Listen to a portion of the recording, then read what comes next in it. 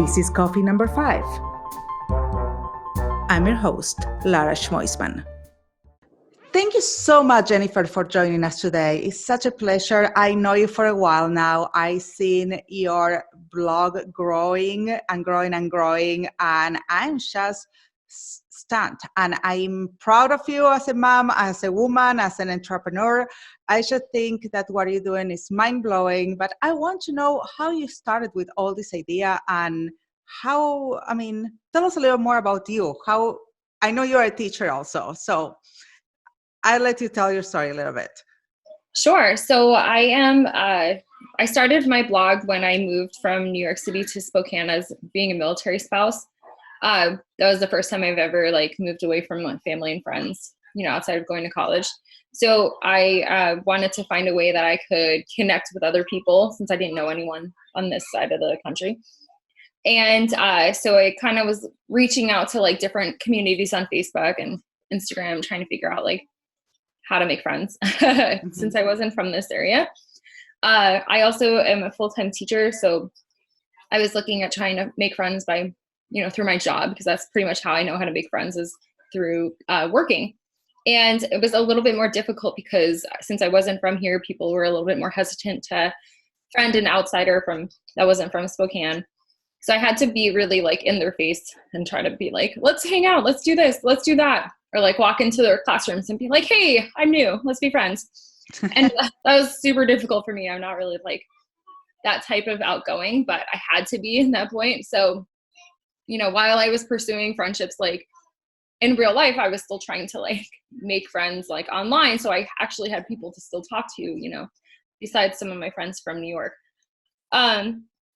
So that's when I took over my blogging, is that, joining Facebook communities and different Facebook groups and trying to make friends that way. And it really actually did work. I joined a lot of mom groups and saw that there was a huge need for learning lots of things about being a mom. Because first of all, I didn't know anything about being a mom. I was just, it just happened. And now I'm a mom, and now I had to make up for it and figure out what I'm doing.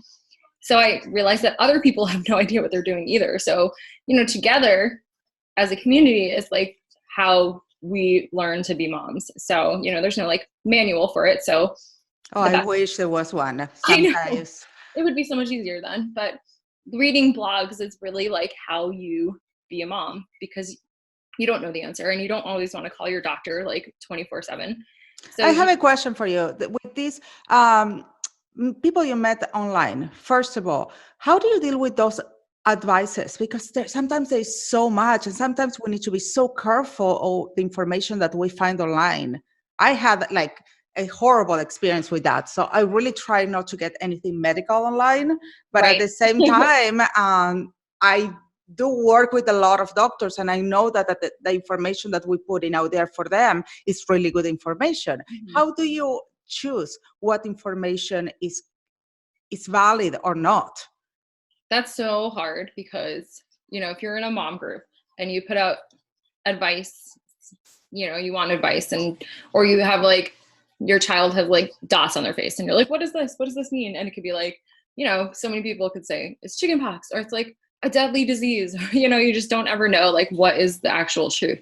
So I would say that when you're asking for advice, you're looking for advice online. You can do your own research, but you're not a doctor and Google is not your health care provider. So even for yourself, when you're just Googling stuff, what's wrong with my eye, or why do I have a headache? There's 5,000 things that it could be. So you kind of have to take that with a grain of salt and say, you take pieces of it and say, okay, well, this would work for me, because not everything works for every mom out there. People could say, well, you should be putting your kid to sleep at 6 o'clock. It's well, that doesn't work for me because I don't get home till 6 o'clock. Or if I put my kids to sleep at 6, then they'll never see their dad because their dad is working. So it's you have to take some of the advice that people say and cater it towards yourself, because not everything is going to be working for you, especially health related things. People might say you shouldn't give a bath to your baby when they're first born, or you shouldn't do this, or you shouldn't do that. Or, it's you should consult your doctor first and ask I found this, and I think this could work, and then they can kind of talk you through with it. But it's good to have other moms to talk about it with, so you kind of know your options, but always know that like mom from Kentucky on Facebook is not like a doctor. So, Do you make any real friendships online? Do you feel like that's possible?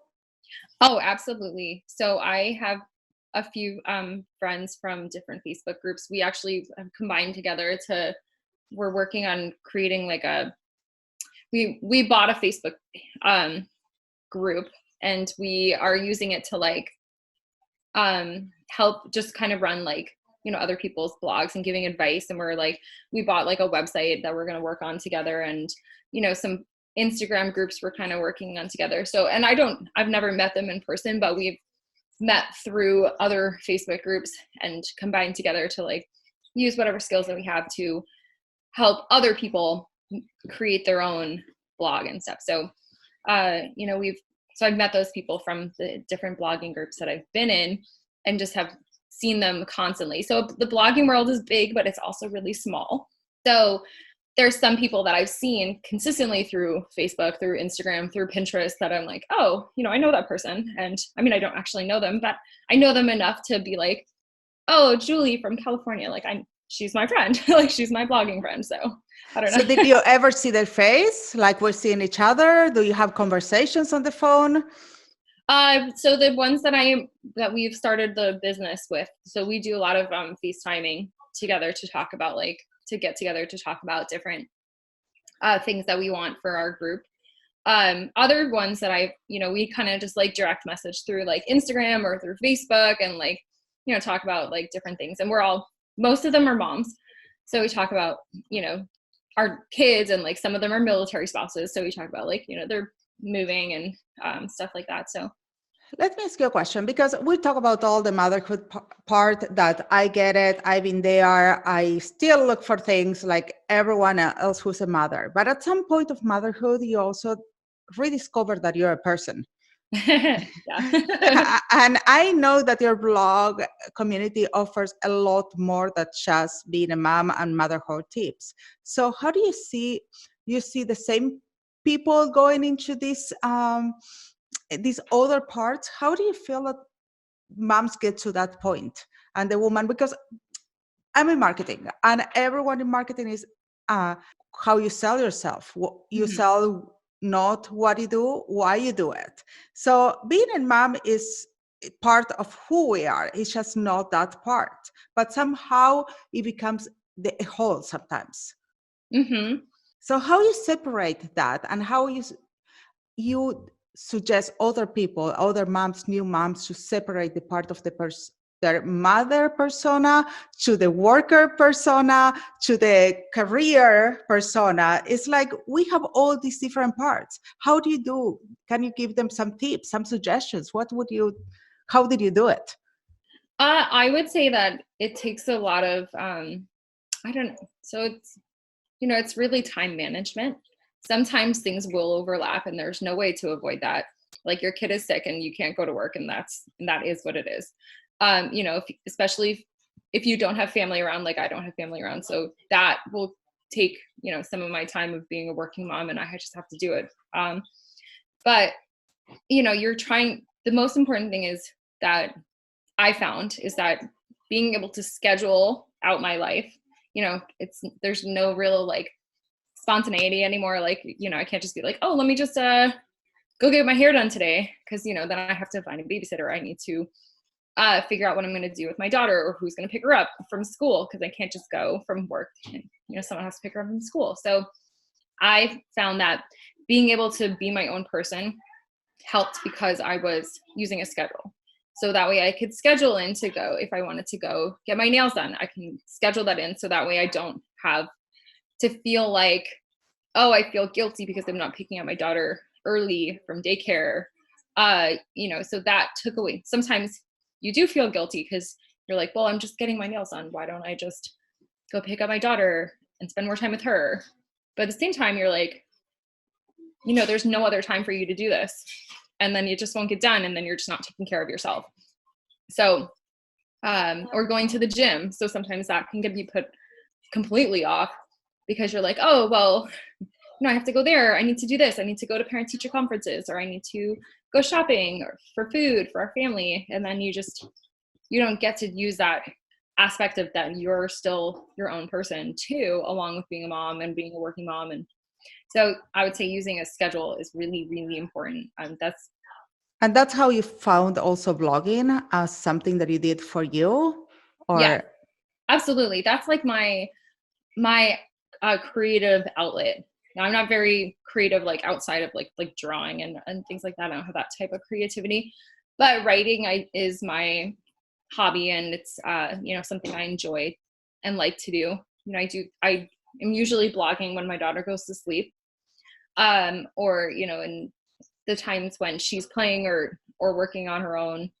That's when I'm blogging, and I found that it's really helped me meet other people, be able to find my own business on the side, and I have extra money from my blog to be able to do things that I want to do. Like if I feel like I want to buy a Stitch Fix box with clothes for my job, then I can, because I worked on this big campaign the other week.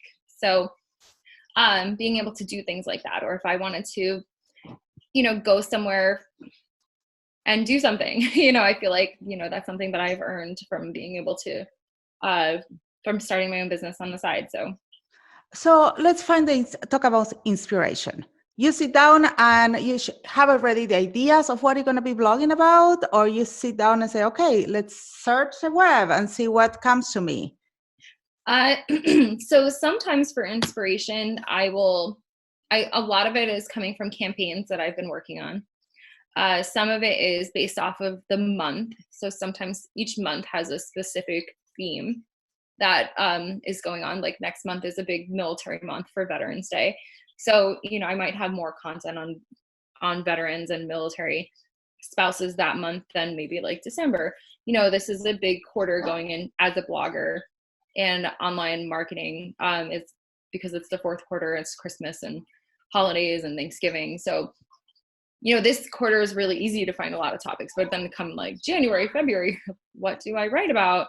So I kind of, Googling, doing some research, like looking in different moms groups, seeing what other people are writing about. Pinterest is really good for finding topics. They have like a big PDF that has like each month, they give you specific keywords that you can use. And that's what people have been searching for on Pinterest. So, that's a really good way to find the topics that you want to write about per month, and also things that you're passionate about.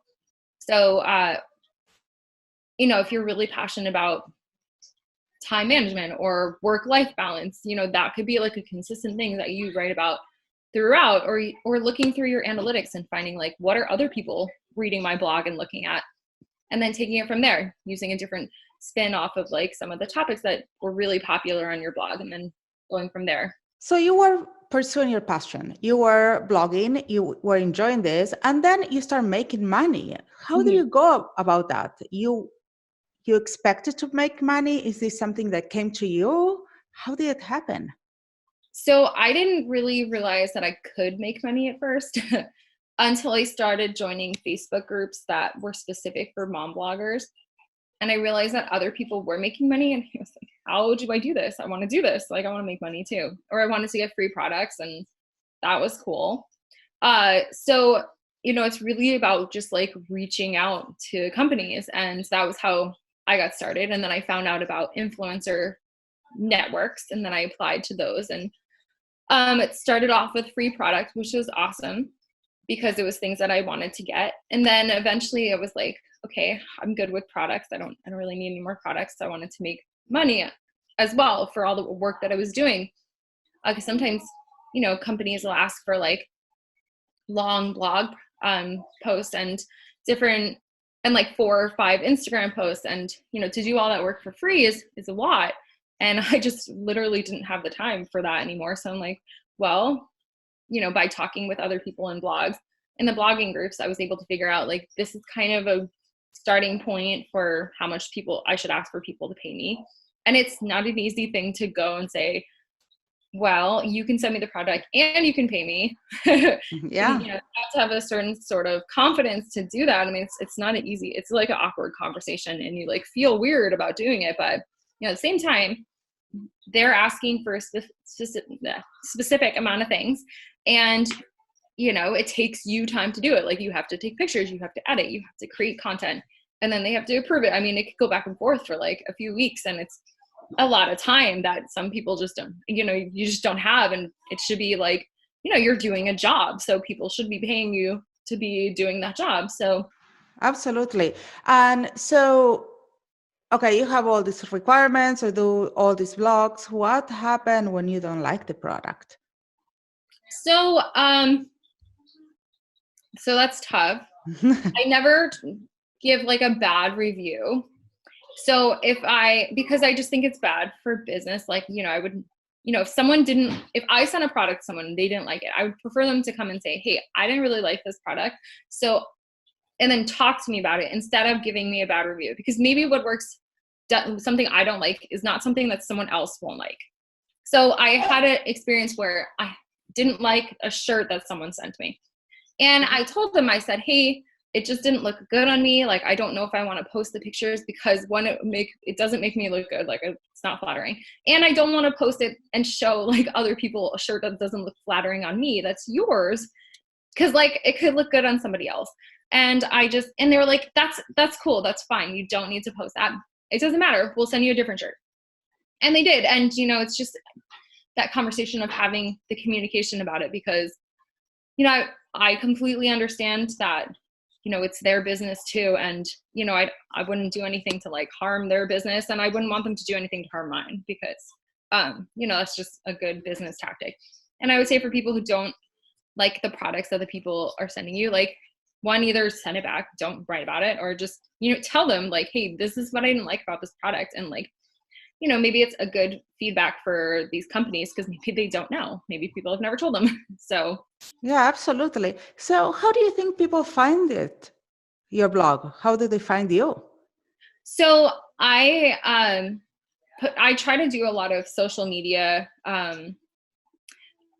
communication between Facebook and Instagram and Pinterest. And I'm out there a lot. So I try to be, involved in as many things as I can, getting my blog's name out there. I have a few articles that have made it pretty high on Google. So that's really helpful. And spending some time on those articles that do have a lot of traffic coming in, that helps, people find my blog. And, adding in internal links to help them, once they're there, once you get them there, you want them to stay. So you want to make sure that they're going back to other pages. So it's kind of like you kind of need to see like, where are people finding you from? So are they finding you from Pinterest? Are they, doing a search engine search? Or are they, finding you from social media? And then you got to take that aspect and then work from there and say, okay, I'm going to put more time towards Pinterest, because I know that people are seeing my stuff on Pinterest.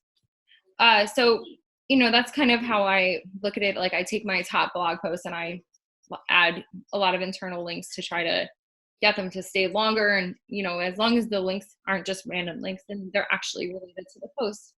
So I would say from that, and also from being involved in all the different Facebook groups and Instagram groups that I'm in. So we can say at this point you're an influencer. Mm-hmm. And that you try product for other people, you write your blogs, but this didn't happen overnight. So many people want to get where you are right now, but it takes work and it takes time. Yeah. How long did it take you to get here? So I would say this is like my 3rd year of blogging. And I would say the first, maybe my 4th year. I think this is my 4th year. So I say the first 2 years, I didn't make any money. And, it was hard to be like, let me keep doing this, because you just, you kind of get burnt out, because you're doing something that you like, but at the same time, it takes a lot of time and it takes a lot of effort. And you're not that you're not getting anything from it, but at the same time, you're not getting anything from it. You're not benefiting from it in any way just because you're writing. That's cool and everything. But if your end goal is to make money, then and you're not making money, you can get burnt out. So it took at least 2 years of building content and creating my How blog. often did you put content online? So I was doing every like other day, every 2 days.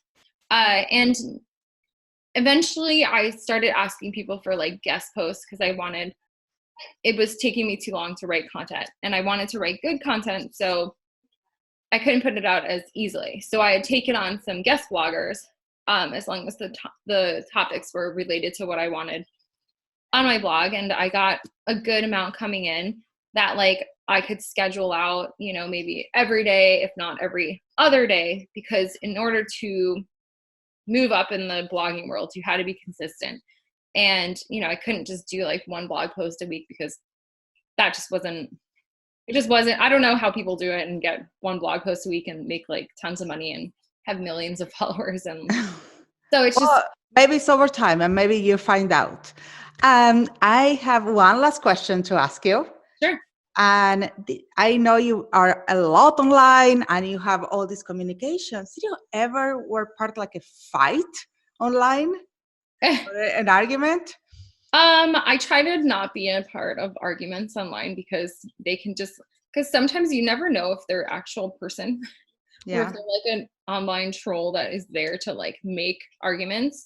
But I've definitely had conversations with people that were tough about like, so being running a Facebook group, you have to kind of say, you're not, so there's like things called threads and people will post their links and you have to kind of be like, you need to participate because everyone needs to grow here. And if you're not participating, then either you can leave or not. So, so that's kind of like a tough conversation that I've had to have. I've had conversations with some influencer companies that have been on different websites that are influencer websites where they don't agree with some of my pricing or they don't think that they should pay me to do the work. And I've only really had one person that was really, really rude about how they wanted to go about it. And, I try to do my best to just be respectful and be like, that's your opinion. And, then we don't need to work together. And that's it. It is what it is. So, there's definitely times when there's things out there and you can't take it personally because sometimes being on the other end of the influencing part, they don't understand that it actually takes time for you to create this content, and they don't feel that if you only have like 1,000 followers that they should be paying you to do anything, sending their product is enough. And sometimes it's really difficult for people to understand and it comes out in an argument or a nasty comment and, it can be discouraging for influence. So you need to learn how to market yourself and know your worth and learn to say no. Exactly. Because you don't have to say yes for everything. And knowing your worth is very important. Thank you so much, Jennifer. It was great having you. And I think a lot of our audience will be thrilled to get all this information. I hope that you can join us again soon, and because we have a lot more to talk. Awesome. Thank you for having me. It was so good to have you here today. See you next time. Catch you on the flip side. Ciao, ciao.